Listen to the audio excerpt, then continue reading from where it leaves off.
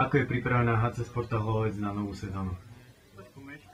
Tak ja myslím, že to, čo sme si naplánovali na začiatku sezóny, sme aj splnili.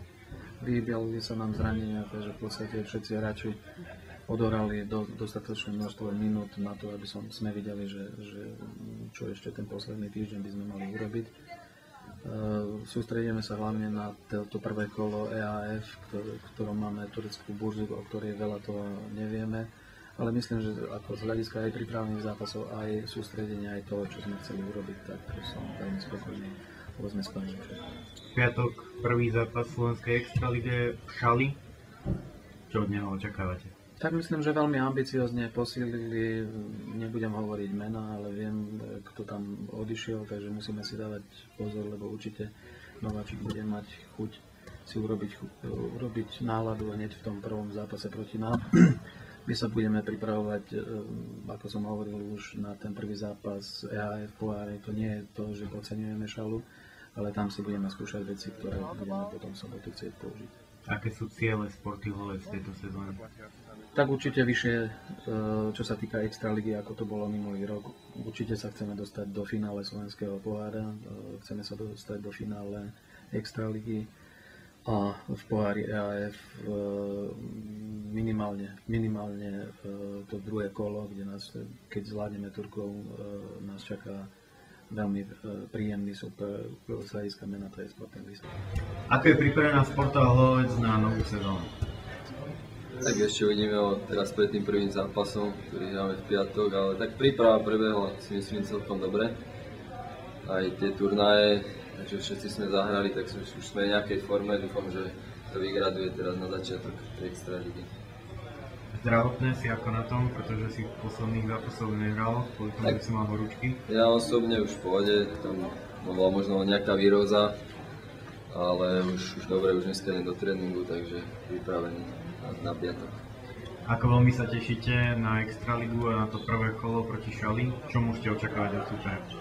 Tak na extraligu sa tešíme, už sme mali nejaké voľno, teda tie dovolenky prešli, takže začíname nový ročník a bude aj dôležité, ak do neho vstúpime. A čo očakávať Šali? No, ťažko povedať teraz ešte, keď sú nováčik, ale určite sa skoncentrovať pred týmto zápasom a ich nepodceniť, sa hovorí, a proste jednoznačne vstúpiť víťazstvom.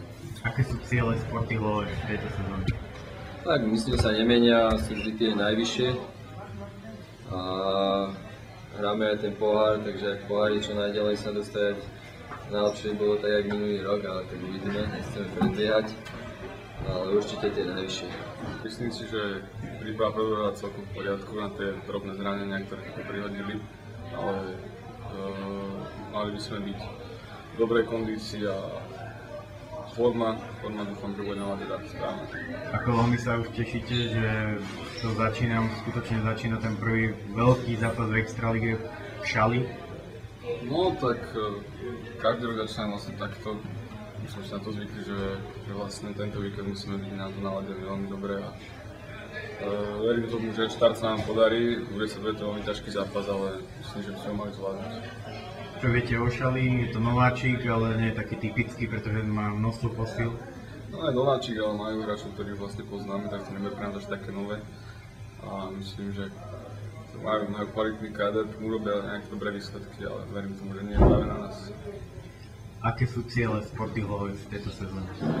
Cieľ je finále a potom skúsiť niečo s tým Prešovom tento rok a postúpiť cez minimálne tú Turcku. Hej, to je sovariny vole, hej? A Peter Dudáš nám povie, v akom je zdravotnom stave a ako po operácii. Cítim sa úplne geniálne. Za to, že ma boli koleno, ale je to v pohode. Myslím, že to bude za mesiac dobre a pomôžem chlapcom. Teraz si prišiel do šatne pozbudiť pred poslednými tréningami, pred tou Šalou? Nie, ja som si prišiel zamakať. Dobre. Takže nemôžem na palovovke, tak možno som posilovný.